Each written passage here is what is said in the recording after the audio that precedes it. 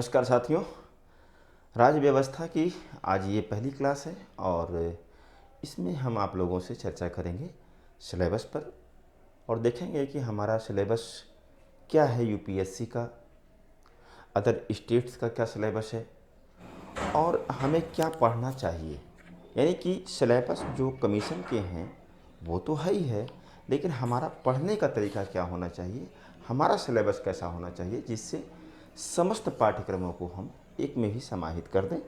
चाहे आप यूपीएससी का एग्ज़ाम दीजिए और चाहे आप स्टेट एग्ज़ाम दीजिए, सारा सिलेबस कंप्लीट होना चाहिए।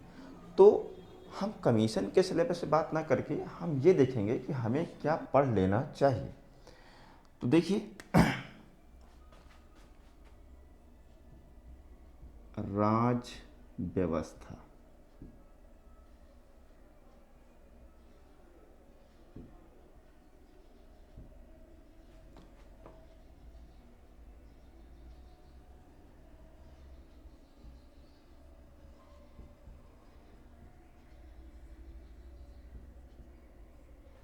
पाठ्यक्रम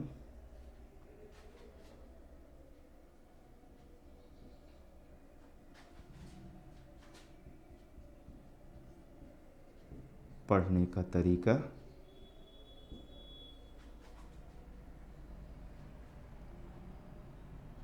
और लिखने का तरीका।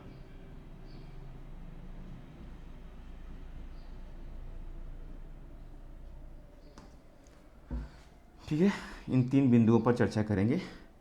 पाठ्यक्रम में आप देखेंगे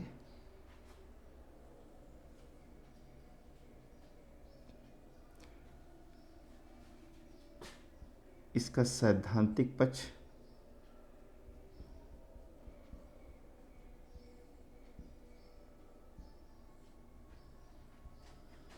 इसका व्यवहारिक पक्ष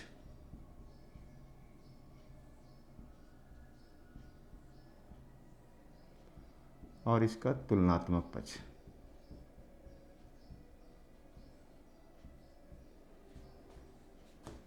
ठीक है। अब अगर देखिए, सैद्धांतिक पक्ष जो होता है राज्य व्यवस्था में, इसमें एक प्रकार से हम जो संविधान का मूल ढांचा है उस मूल ढांचे की बात करेंगे। जैसे आप देखिए, हम सैद्धांतिक पक्ष में क्या पढ़ेंगे। सबसे पहले हम देखेंगे संविधान क्या है, संविधान की परिभाषा पर हम लोग बातचीत करेंगे। दूसरी चीज़ अगर आप देखेंगे तो हम लोग पढ़ेंगे लोकतंत्र। लोकतंत्र को हम इसलिए पढ़ना ज़रूरी समझते हैं यहाँ पर, क्योंकि जब तक लोकतंत्र आप नहीं समझेंगे दोस्तों, तब तक संविधान का जो बेसिक स्ट्रक्चर है वो आपको समझ में नहीं आएगा। जैसे लोकतंत्र में हम लोग पढ़ेंगे प्रतिनिधि मूलक लोकतंत्र क्या होता है, सहभागी लोकतंत्र क्या होता है, विमर्शी लोकतंत्र क्या होता है। अगर इसको हम तीनों को समझ लें अच्छे से, तो जो हमारी राज्य व्यवस्था के आगे के टॉपिक हैं वो हमारे लिए बहुत इजी हो जाएंगे। तो लोकतंत्र को समझेंगे। लोकतंत्र को समझने के बाद सरकार के प्रकारों को हम देखेंगे। सरकार के प्रकार, सरकार के प्रकार से आशय हमारा ये है कि सरकारें कितनी प्रकार की होती हैं। इसको हम भूगोल के आधार पर भी देखेंगे, यानी भौगोलिक अवस्थिति के आधार पर हम देखेंगे। जैसे हम अगर आपसे कहें कि संघात्मक सरकार क्या होती है, एकात्मक सरकार क्या होती है, इस पर हम लोग बातचीत करेंगे। इसी प्रकार से संरचना की दृष्टि से देख लेंगे, संसदीय प्रकार की सरकार क्या होती है, अध्यक्षीय प्रकार की सरकार क्या होती है, इस पर भी हम लोग चर्चा करेंगे। ठीक है। और इसके बाद हम संविधान की कठोर और उसकी सरलता यानी कि लचीलापन, इस पर हम लोग चर्चा करेंगे। इसके बाद आप देखेंगे दोस्तों, हम आएंगे प्रस्तावना पर।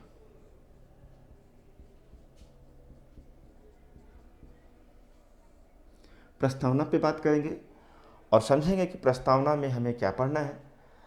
दोस्तों, ध्यान देने वाली बात यह है कि जो ये क्लास हम पढ़ाएंगे आपको, वो होगी प्री कम मेंस की।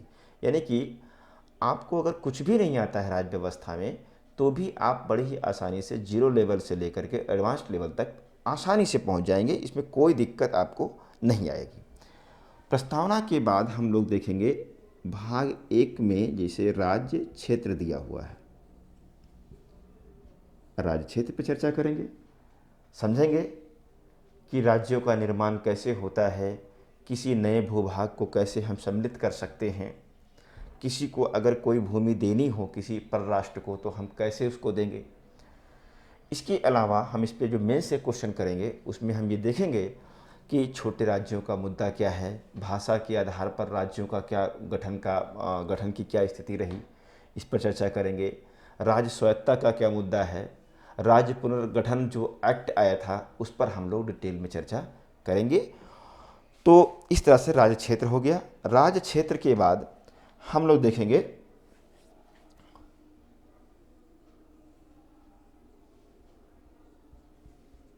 नागरिकता, सिटीजनशिप देखेंगे हम लोग कि हमारे यहाँ नागरिकता का क्या प्रावधान है, कैसे नागरिकता हमको मिलती है, कैसे नागरिकता हमारी समाप्त होती है, इस पर हम लोग चर्चा कर लेंगे। नागरिकता के बाद दोस्तों हम जाएंगे फंडामेंटल राइट पर, यानी मूल अधिकार पर, भाग 3 इसकी चर्चा हम लोग करेंगे। मूल अधिकार के पूरा जो बेसिक कॉन्सेप्ट उसका है उस बेसिक कॉन्सेप्ट को समझेंगे हम। बेसिक कॉन्सेप्ट को समझने के बाद हम इसमें देखेंगे कि क्या क्या मेंस में क्वेश्चन आए हुए हैं, कैसे और क्वेश्चन इसमें बन सकते हैं, उस पर क्वेश्चनों का अभ्यास करेंगे, यानी एक पूरी समझ हम लोग इस पर बेहतर विकसित करेंगे। मूल अधिकार के बाद आपका आ जाएगा दोस्तों डीपीएसपी, राज्य के नीति निदेशक तत्व, यानी भाग 4 में हम पहुंच जाएंगे, डीपीएसपी पर चर्चा करेंगे। ठीक है, डीपीएसपी क्या है? डीपीएसपी राज्यों का कर्तव्य है व्यक्तियों के लिए कि वो कल्याणकारी कार्य उसके लिए करें। ये राज्यों का कर्तव्य है, कोई यहाँ पर प्रवर्तनीय नहीं है, न्यायालय द्वारा इस पर कोई निर्णय मतलब न्यायालय द्वारा इसको लागू नहीं करा जा सकता। तो कुल मिलाकर के डीपीएसपी पे हम लोग को चर्चा करना है। इसके बाद हम लोग चर्चा करेंगे मूल कर्तव्य पर, यानी कि फंडामेंटल ड्यूटी, एक ये टॉपिक हम लोग पढ़ लेंगे। फंडामेंटल ड्यूटी के बाद हम लोग सीधे पहुंच जाएंगे केंद्र सरकार पर।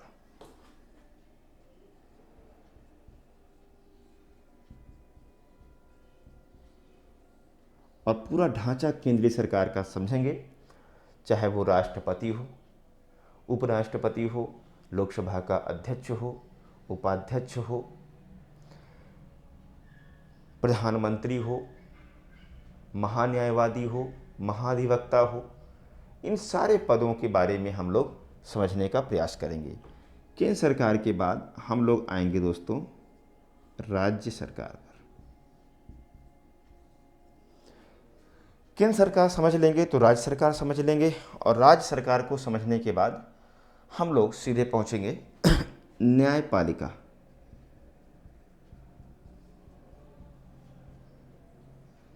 न्यायपालिका को समझेंगे और देखेंगे जैसे हमारे यहाँ एकीकृत न्याय व्यवस्था है, सुप्रीम कोर्ट के नियंत्रण में हाई कोर्ट, और उसके नीचे फिर लोअर कोर्ट।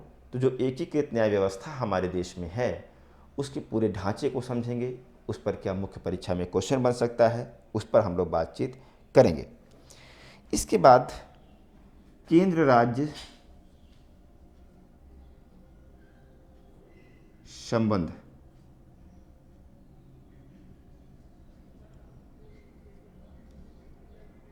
यानी केंद्र राज्य सूची की जो बात है इस पर हम लोग डिस्कस करेंगे और देखेंगे कैसे हमारा वित्तीय वितरण होता है, यानी वित्तीय संबंध हमारा कैसा है, प्रशासनिक संबंध कैसा है, राजनीतिक संबंध कैसा है, इस पर हम लोग चर्चा करेंगे। इसके बाद हम लोग, बहुत इम्पॉर्टेंट चीज़ है, पंचायती राज व्यवस्था।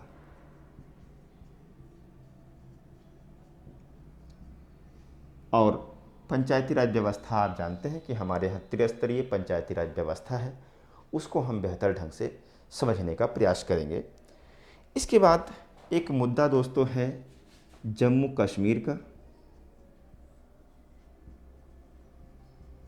जम्मू कश्मीर और जम्मू कश्मीर को भी हम अलग से समझने का प्रयास करेंगे कि वहाँ पर क्या रही समस्या, कैसे उसका पूरा ऐतिहासिक परिप्रेक्ष्य है और क्या संवैधानिक परिप्रेक्ष्य है, उन सारी बातों को हम लोग समझेंगे।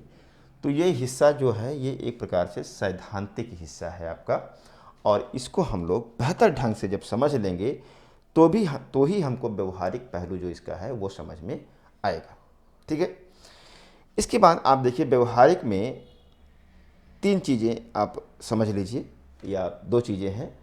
व्यवहारिक का मतलब ये है कि जो हमारी संस्थाएं हैं देश में, उन संस्थाओं के बारे में हमारा अध्ययन बेहतरीन होना चाहिए। जैसे आप देखिए, अगर हम संरचनात्मक देखें,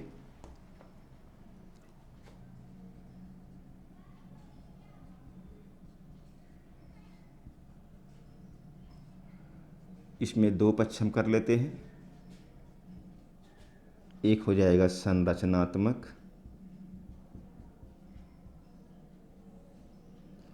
और एक हो जाएगा विचारात्मक।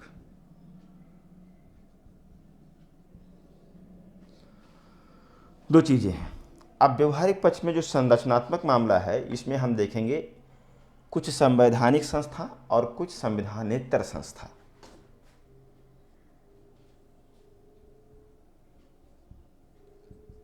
संवैधानिक संस्था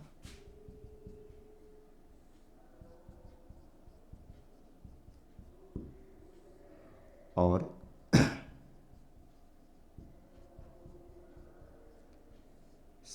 संविधानेतर संस्था। संवैधानिक संस्था का आशय दोस्तों ऐसी संस्थाओं से है जो हमारे संविधान में किसी न किसी आर्टिकल में वर्णित हैं। जैसे आप देखेंगे एससी आयोग,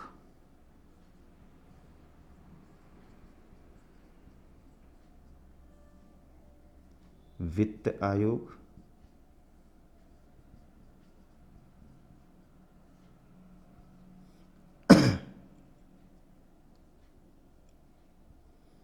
अंतर्राज्यीय परिषद,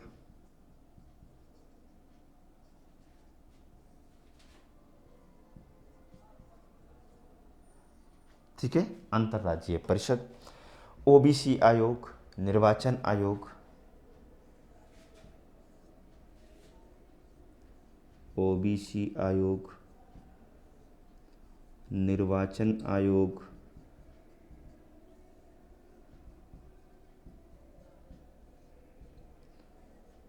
लोक सेवा आयोग,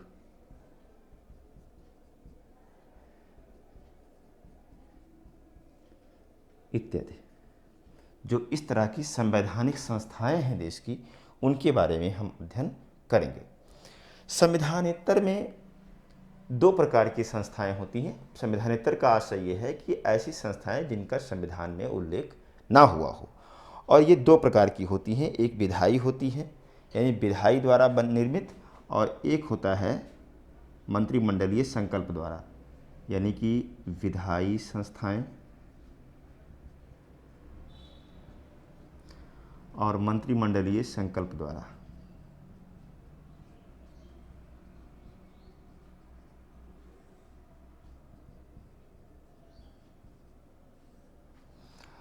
विधायी संस्थाएं वो होती हैं जो लोकसभा और राज्यसभा, राष्ट्रपति मिलकर के, अर्थात संसद जिस संस्था को बनाती है, विधेयक ला करके उसको पास करते हैं। ऐसी संस्थाओं को हम विधायी संस्था कहते हैं। जैसे आप देखेंगे नेशनल जो वुमेन कमीशन है, राष्ट्रीय महिला आयोग है, इसके बाद राष्ट्रीय मानवाधिकार आयोग जो है, ये सब क्या है? ये सब विधायी संस्था हैं, यानी कि महिला आयोग,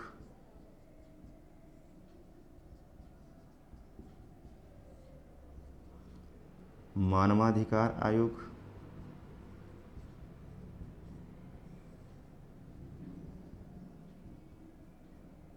ठीक है। ये सब कैसी संस्थाएं हैं? विधायी संस्थाएं हैं। मंत्रिमंडलीय संकल्प का आशय यह है कि इसके लिए कोई बिल नहीं लाया जाता है। जो कैबिनेट मंत्री होते हैं उनका जो ग्रुप होता है, यानी मंत्रिमंडल ही इसको अप्रूव करके और संस्था का निर्माण कर देती है। जैसे आप देखेंगे कि योजना आयोग,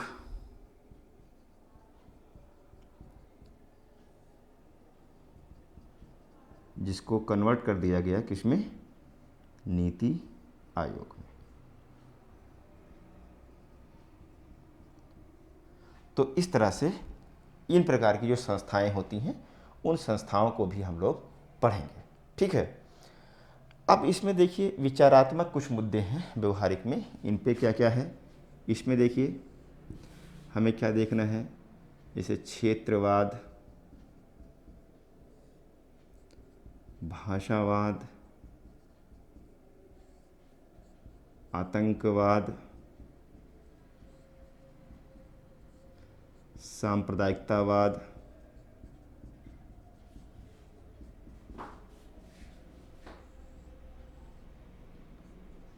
ठीक है ना, जातिवाद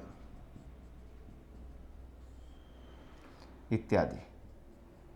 जो इस तरह के मामले हैं विचारात्मक, उन मुद्दों पर भी हम लोग चर्चा करेंगे। मेंस में क्वेश्चन यहाँ से खूब आता है। और दोस्तों ध्यान रखिएगा कि राज्य व्यवस्था हम ऐसे पढ़ेंगे कि हम प्रत्येक वर्ष यूपीएससी का जब एग्ज़ाम देने जाएं तो वहाँ पर हमको एक निबंध जो लिखना होता है उस निबंध को भी लिखने में हमें सहूलियत हो। तो निश्चित रूप से एक भारतीय राज्य व्यवस्था से जुड़ा हुआ निबंध आता है, आप बिल्कुल निश्चिंत रहिए, हम आपका एक यहाँ से निबंध भी करवा देंगे। ठीक है, अब देखिए इसका तुलनात्मक पक्ष कैसे क्या है। तो तुलनात्मक पक्ष में हम लोग क्या पढ़ेंगे, जैसे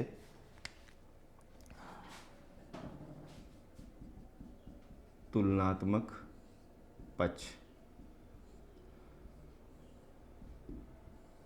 तुलनात्मक पक्ष का आशय यह है कि जैसे प्रधानमंत्री हमने पढ़ा तो प्रधानमंत्री की तुलना हम मुख्यमंत्री से करेंगे। ये तुलनात्मक इस तरह से क्वेश्चन कई बार पूछा गया है और अब पूछे भी जाएंगे।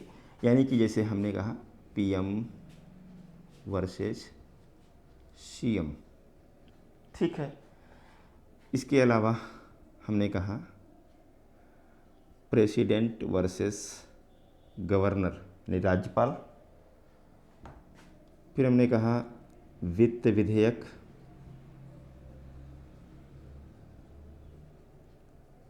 बनाम धन विधेयक, ठीक। अगला साधारण विधेयक वर्सेस धन विधेयक। इसी में संविधान संशोधन विधेयक किसी के साथ भी तुलना कर सकता है। Supreme court versus high court, इस पर चर्चा हम लोग कर लेंगे। मूल अधिकार वर्सेस डीपीएसपी। तो इस तरह के बहुत सारी चीज़ें हैं जिनको हम तुलनात्मक पहलू के अंतर्गत समझेंगे। ये हमारा इतना सिलेबस है, इतना अगर हम लोग तैयार कर लें दोस्तों तो चाहे यूपीएससी हो, यूपीएससी में भी चाहे प्रीलिम्स का एग्ज़ाम हो और चाहे मेंस का एग्ज़ाम हो, हम बड़ी आसानी से कर ले जाएंगे। दूसरी तरफ अगर हम कहें कि जो स्टेट के एग्ज़ाम होते हैं, स्टेट के एग्ज़ाम में भी बड़ी ही आसानी से आप कोई भी क्वेश्चन कर ले जाएंगे प्री और मेंस की दृष्टि से। थोड़ा सा हम यहाँ पर पढ़ने का तरीका और लिखने का तरीका शॉर्ट में आपको समझाने का प्रयास करेंगे।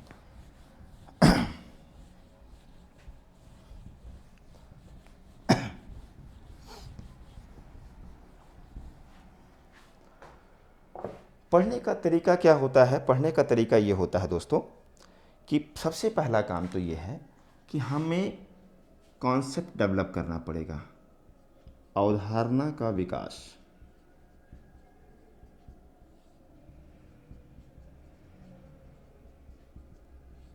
यानी कॉन्सेप्ट। किसी भी चीज़ को आप जब तक उसकी अवधारणा विकसित नहीं करेंगे, सतही अध्ययन से कुछ नहीं होने वाला है। कोई टॉपिक आप पढ़ रहे हैं उसका पूरा कॉन्सेप्ट आपके दिमाग में बैठना चाहिए, ठीक है। कॉन्सेप्ट डेवलप हो जाए फिर आप देखिए इसमें क्या है कि जो उस टॉपिक से संबंधित तथ्यों को कलेक्ट कर लीजिए और फिर जब संबंधित फैक्ट भी हो जाए, और फैक्ट कैसे मिलेंगे, आप पास आउट जो क्वेश्चन हुए हैं क्वेश्चन पेपर को कलेक्ट करिए और क्वेश्चन को कट करेंगे तो उसमें आपको समझ में आएगा कि क्या क्या उसमें फैक्ट्स किस तरह से पूछे जा रहे हैं, तो उन फैक्ट्स को आप करेक्ट कर लीजिए, ज़्यादा तथ्यों को आप इकट्ठा नहीं करेंगे। इसके बाद व्यवहारिक पहलू का विकास करना है। ये कहाँ से आएगा? ये आएगा न्यूज़पेपर और मैगज़ीन से। मैगज़ीन में योजना कुरुक्षेत्र, योजना कुरुक्षेत्र, ये 2 मैगज़ीन आप हमेशा पढ़ते रहेंगे, बहुत सारी चीज़ें इसमें मिलेंगी, ठीक है। और इसके बाद हमने कहा कि ये तीनों चीज़ें जो हैं इनका अंतर संबंधित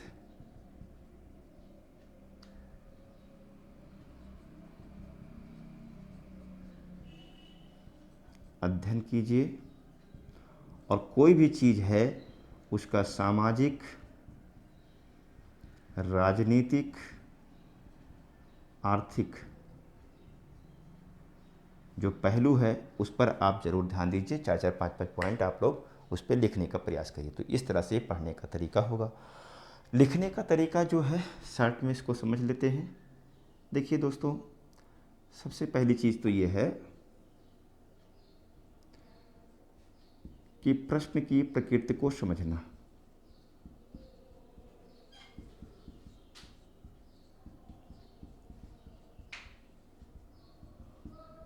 प्रश्न क्या पूछा जा रहा है उसको आप समझिए।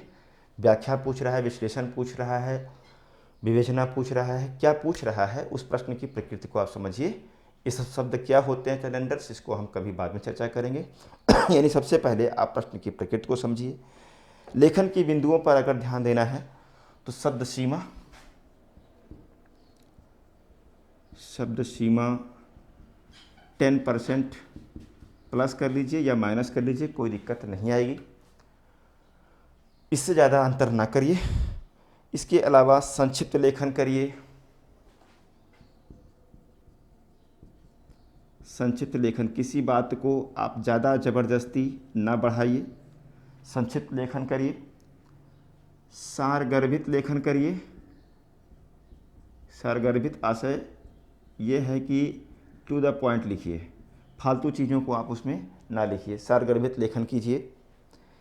इसके अलावा आप देखेंगे कि प्रासंगिक लेखन बहुत ज़रूरी है। प्रासंगिक लेखन यानी रिलेवेंट उत्तर दीजिए, वर्तमान के कंटेक्स्ट में उसको लिखने का प्रयास कीजिए, बहुत ज़्यादा ऐतिहासिक परिप्रेक्ष्य में उसको लेकर के ना जाइए। साफ सुथरा लिखिए, व्यवस्थित लिखिए, ठीक है। तो लेखन का तरीका, पढ़ने का तरीका हम आपको एक फिर कभी चर्चा होगी जो पब्लिक प्लेटफॉर्म पे होगी, उस पर हम आपको बहुत विस्तृत में समझाएंगे कैसे लिखा जाता है। फिलहाल हमने एक सिलेबस का आपको वीडियो दिया है। फिलहाल थोड़ा सा हम लोग यहाँ पर मटेरियल के बारे में बात कर लेते हैं, अध्ययन सामग्री के बारे में बात कर लेते हैं। तो देखिए, अध्ययन सामग्री जो होगी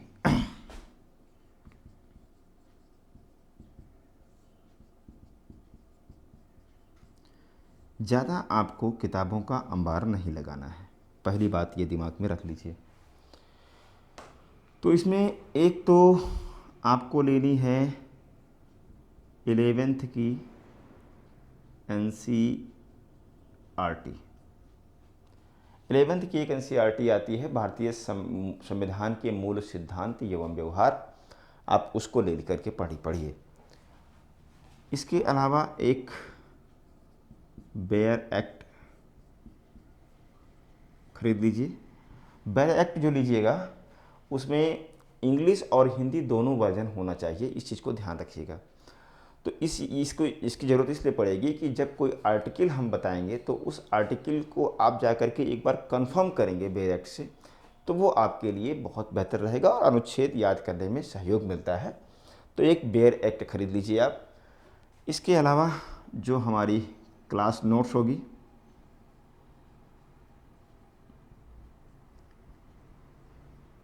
क्लास नोट्स से आशय हमारा ये है दोस्तों, देखिए नोट्स तो आजकल प्रिंटेड मटेरियल बल्क रूप में आप देखेंगे मार्केट में आपको मिल जाएगा, बहुत सारे मटेरियल भरे पड़े हैं। उस नोट्स की बात नहीं कर रहा हूँ मैं, उस नोट्स की बात कर रहा हूँ जो आप बनाएंगे, जो हम यहाँ आपको क्लास में बनवाएंगे, उस नोट्स की हम बात कर रहे हैं। तो उस क्लास नोट्स को ही केवल आप तैयार करेंगे तो भी आपका बहुत अच्छा तैयारी हो जाएगी। इसके अलावा आप देखिएगा न्यूज़पेपर अगर इंग्लिश में पढ़ सकते हैं द हिंदू, और हिंदी में अगर आप पढ़ सकते हैं जनसत्ता ले लीजिए। लेकिन हम सजेस्ट करेंगे कि 2 पेपर कम से कम आप न्यूज़पेपर ज़रूर देखें। इसके अलावा योजना, कुरुक्षेत्र, इन 2 मैगज़ीन को आपको परमानेंट लेना है।